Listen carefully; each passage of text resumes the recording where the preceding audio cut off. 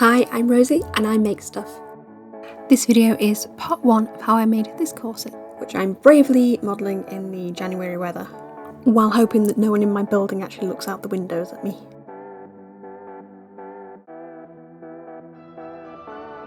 I was inspired by this corset held at the Met Museum, as I love how the pattern on the fabric flowed through the panels, and if you look at it closely, it's just incredible quantum space level pattern matching.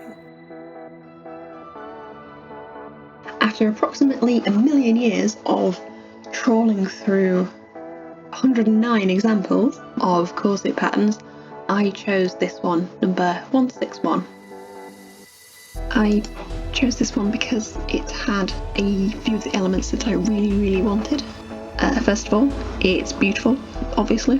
While looking through all of these, I had to discount all of the ones that weren't a spoon busk, because I only have a spoon busk, and I don't know, there's something quite evocative about the shape of the spoon busk. Second of all, I wanted a relatively easy boning structure, because I've never done this before, so I wanted to make my life a little bit easier. So this 2 rows of boning and 2 rows of cording on each side seemed like a fairly good idea to me. I also really wanted a patch of cording on the hip, because I think that looks really pretty.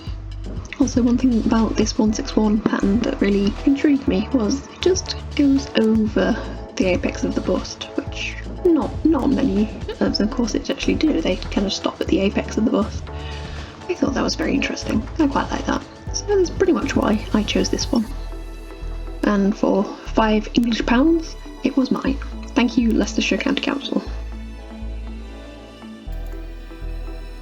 Here are my corset making materials. I have a spoon busk, which is straight, mostly straight. So not historical, but cool. I have some twill, brown twill. It's actually a bit warmer than is coming through on the camera, but slightly nicer looking. Yeah, so that's twill. I did actually get some teal, which, you know, is rigid, fine, but I don't know, I felt like it was just too heavy. It felt like it was more heavy than, than the boning and the cording and everything else I was putting in it, so it seemed too heavy, too stiff. And I have this. I bought this quite a while ago. I just saw it on eBay and thought, yes I do need that. It is a Liberty print on silk. I think it's called Wildflowers, and I just have a metre of it, and if I mess up I might cry. I will cry, I'll definitely cry. It's coming through a bit blue on the camera, but it's quite green. Hence this is also coming through quite teal, but it's actually a bit more emerald in real life. It's silk ribbon, 32mm. Some of that, again, Bertie's Bows. I have this is just muslin. I didn't like the idea of having the boning right up against the silk, so I wanted a little bit of protection just between that. That's going to interline it. I have 4 steel bones for the back. The lacing is going to be in between those and keep it nice and straight. And obviously I have more of this, but this is my synthetic whalebone. Yeah. These are just bits cut out from when I was doing my mock-ups, so I'll reuse those if I can find them fitting in the right places. I have this is my waist tape.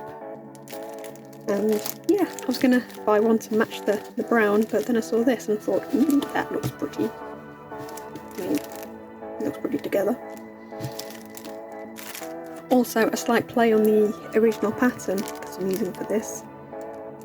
The flossing was in cocoa and sky blue, so I thought that was a nice little nod. Have some cotton thread in a brown and some silk thread, and this colour is called Elephant Dust, which I don't know if that's dust that clings to an elephant or dust made from elephants. Let's hope it's the former. And lastly I have this, which is jute string, which I am undecided about using for cording.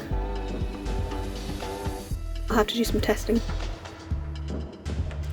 So these are my materials, and no, I will not stop stroking this silk. It is far too beautiful. Here is my pattern. I printed it onto A3. This is a A3 Rexel folder, which is actually really perfect for holding patterns. Got various bits in here. You can see here I printed it out at 200%, and this is what I based my first iteration of the pattern on. These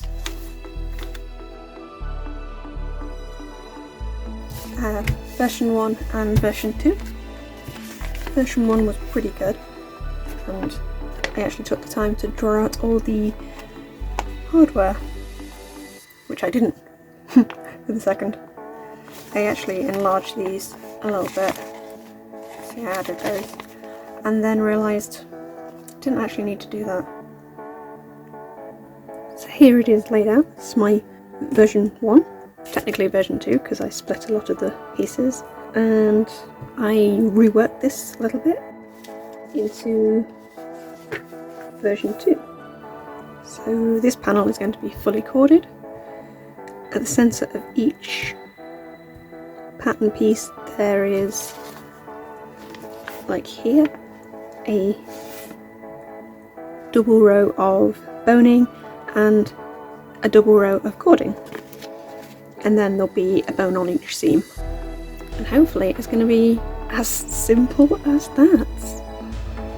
I'm kind of dreading starting this project because I just know it's going to end in disaster, so I'm just going to dive on in. Just a brief note from Editing Rose before I start doing the construction bits and bobs, although not in real life because it's like months later. So here is my second mock-up, and I hate this fabric. It's Cath Kidston. It burns my eyes, so it's perfect mock-up fabric. It's also quite stiff. It's like an unpleasant quilting cotton, if I'm honest. I made my mock-up with the front one piece, so I didn't have to bother about busk business. And yes, the first time I set the busk properly is in the actual thing, because I am chaotic good in all things. Anyway, so my main changes were to adjust it this way because I only had an 11-inch busk, and this is just a little bit over 12 inches. So what I basically did is gave it a slightly deeper V, because, you know, boobs, because I definitely wanted it to go down to the bottom for structure. Did I do anything else? I can't remember. One thing I did to mock this up, hey, I got the things written on in biro, because I'm a classy girl. what I did to fit this is I left nice lots of space, and still left a pin in that. Take those out. And I wanted this to be straight, so I pinned down here and then put a knitting needle in so I could put them close together and they wouldn't flex. And on the inside I cut some pieces of boning and I used washi tape to temporarily stick on the inside, which is a pretty good method if you're too lazy to doing sewing. I have to say, this is not like an advanced trick, this is just my laziness. I do have another lock of this, but my god, I have no idea where it is. I mean, this just sits in a corner staring at me venomously. Anyway, what I was going to say is I did these fittings and mock-up before I actually started doing YouTube, so that is why there is no footage. So I'm just coming back here now with all the doom of hindsight to point out a few bits and pieces and choices that I made along the way. I also wanted to say, because I sometimes forget I'm not a normal maker, I did not have any instructions from, like, you know, a pattern has instructions. I just printed out the Leicestershire County Council pattern, and I watched a lot of YouTube because that's my main source of learning. I lay out my pattern pieces onto the twill lining fabric and space them out so that I would have a good amount of seam allowance on each piece. I also use the selvage edge for the back piece. I'm not 100% sure why, but it seemed a very sensible thing to do. Then I used the original pattern printout to work out the grain lines that individual pieces should be on. I went round each piece with a white pencil to mark out the pattern pieces, while trying to keep them as still as possible and not sliding around.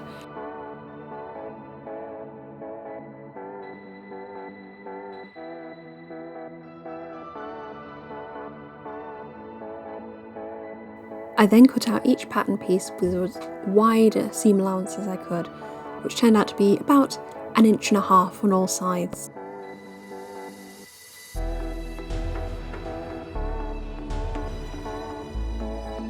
After cutting, I thread marked each individual pattern piece. I cut out a large piece of muslin, which was going to interline between the twill and the silk.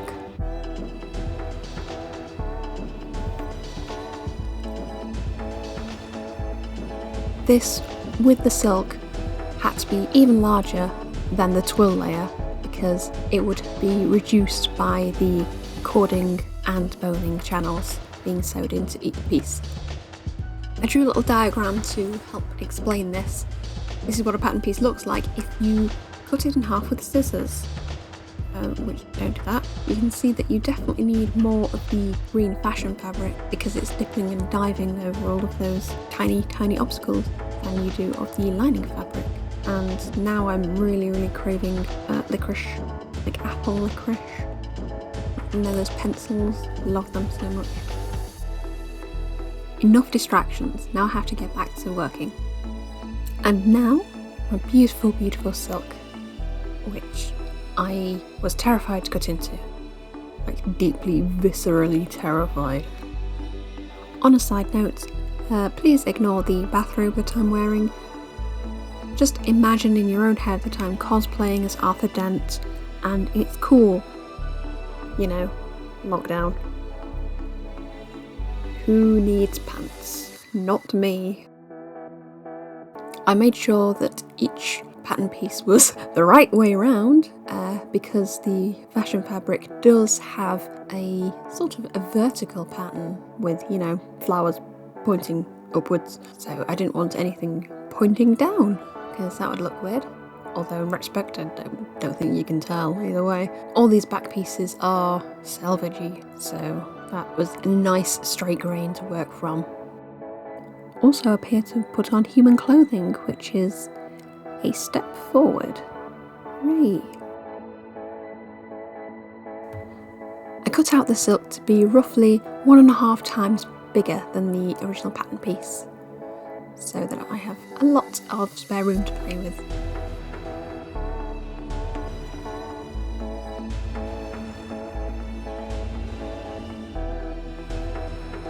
I cut out each pattern piece with its left and right side in one go, so that I could keep them both together and pin to the original pattern piece so I knew which one it was, because that gets confusing after a little while.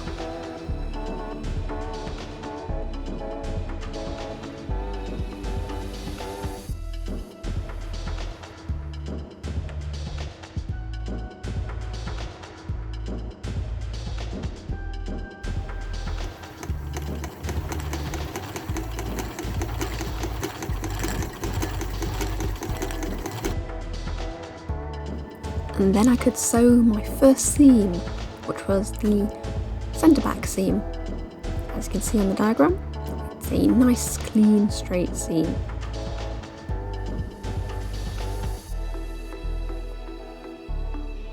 And that gave me two lovely, beautiful, crisp edges, which I was very happy with.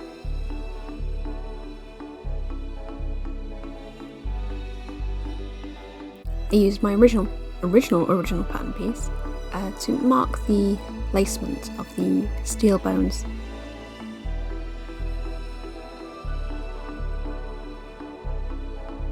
I cut off the excess fabric to reduce bulk in the seam.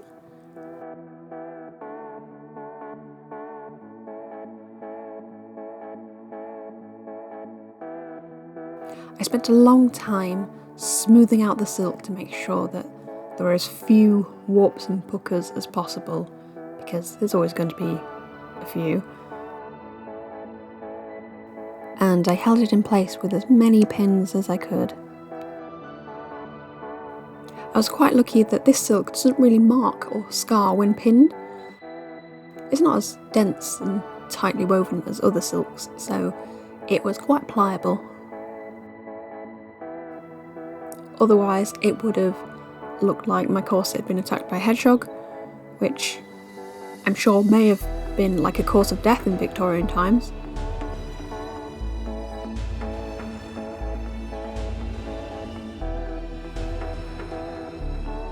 Comparing my 8mm thick bone to the original pattern was pretty close, however I needed to add like maybe 1 millimetre or so to add some ease because of the fabric within that seam.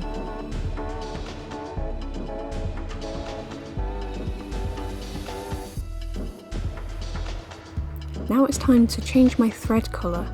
I used my silk thread on top and kept the brown thread on the bottom.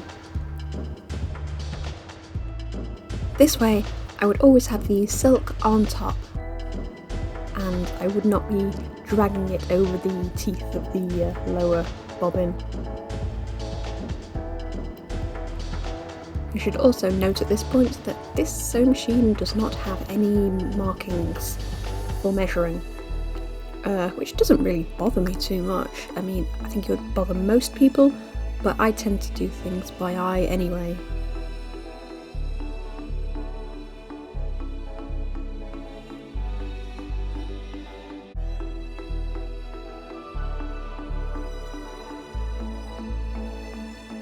I measured in between the two steel boning channels and it was about 1 centimetre. This is the gap where my eyelets will go, and I already ordered some 4mm eyelets. Well, they're 4mm on the inside of the hole. On the outside of the hole they are 8mm, so they will fit nicely in there. And then didn't film the stitching.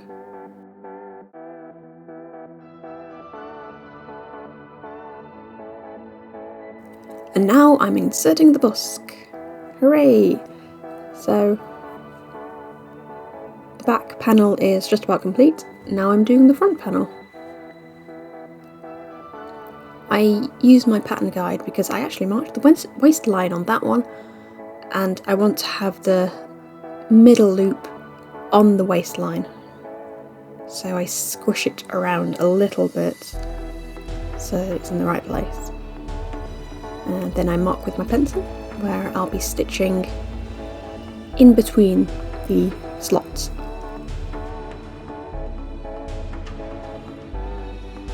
Another thing about my machine is it does not have a reverse stitch, so if you see me doing this weird jiggery pokery at the start of each section, that's why. Also, I'm stitching just to the left of the white thread marked line, just so I'm not catching it. And it was supremely difficult actually to skip over the sections that didn't need stitching, because my tension was quite tight, which led to a sort of disaster, meaning that it buckled up when I took it off the sewing machine, so I had to cut the threads in between each section. Don't do that. I had to go back and reinforce the edges of each section of stitching, just so that they didn't come apart or get loose in any way.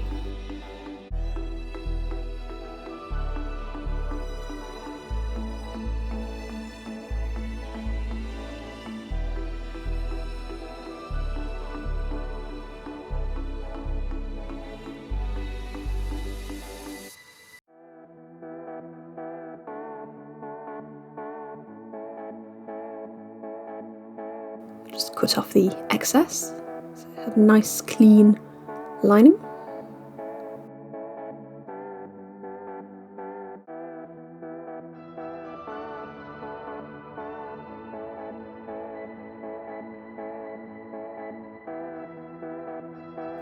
And then you have the devil's work to do, poking it through and trying to keep it in, because busks want to escape, it seems. They are fickle beasts.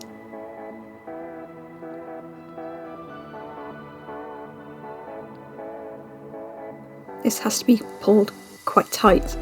It's escaped again.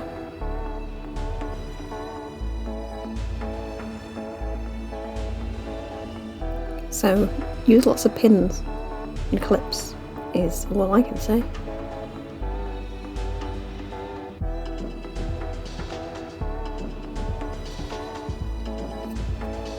I pin my busk in as tight as I can get it.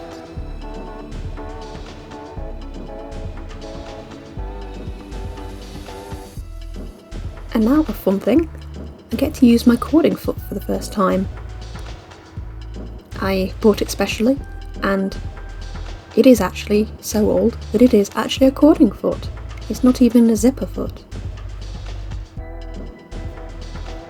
And this sewing machine has such an easy change of the foot. It's very, very pleasant to use. My brain did not compute on how to start stitching this.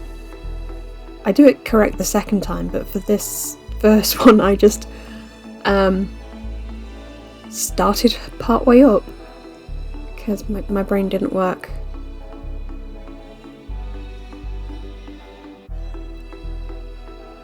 But I carried on and stitched around, and I was very happy with this. The tension of the foot going over the fabric was quite heavy, so it just butted up against the metal plate really nicely, and I just had to make sure that the silk wasn't stretching or warping over it. There's a few bubbles in the final result, but it's not too bad.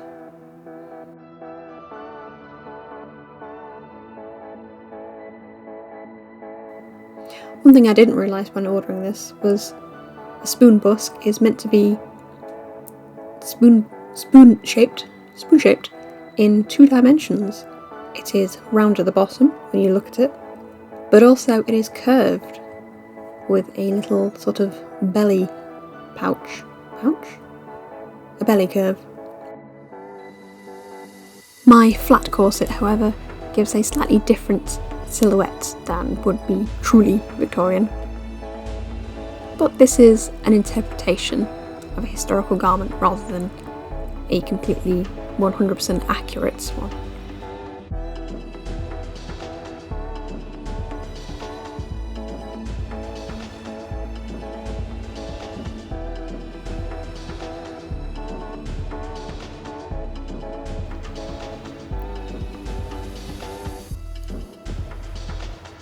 And there's a lovely stitching, and oh yeah, I forgot to do the top.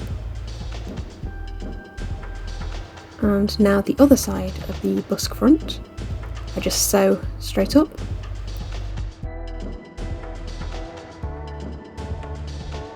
And match up pattern pieces.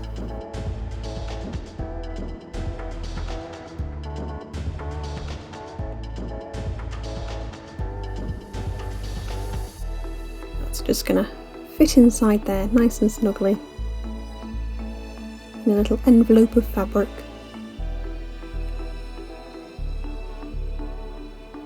I work from the middle outwards and I feel through the middle loop with my finger.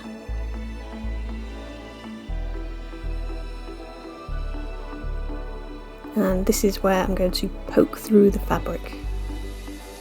I start off with a very, very sharp awl. It's extremely sharp. I think it's like an artistic sort of pokey device rather than a sewing implement. I use this awl to go straight through the fibres and the weave and wiggle it about so that I can go on to the next stage, which is using some knitting needles. I think this might be like a 3.5mm to start with, and I can size up to about 4.5mm. Just so I'm not cutting any fibres, I'm only moving them aside so I can poke the... Ooh, what are they called? No idea. I'm not going to call them knobs. Busk knobs. They are, aren't they? They're busk knobs. I'm so sorry. And there... the tired sewer finally gets it through. I edited so much out of this. This took like 10 minutes to do one. It was irritating. And I've got all the others to do.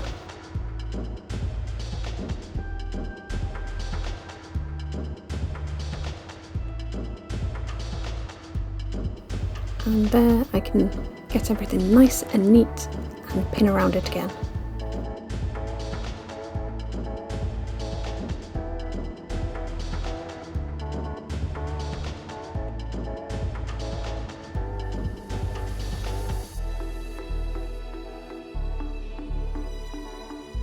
And now I can finally see how it clips together, which looks pretty good. I'm very pleased with it. I'm extraordinarily happy that this pattern is far too busy for any sort of pattern matching that might have to occurred. And then I sew in the busk on the other side correctly from the edge, not the middle randomly.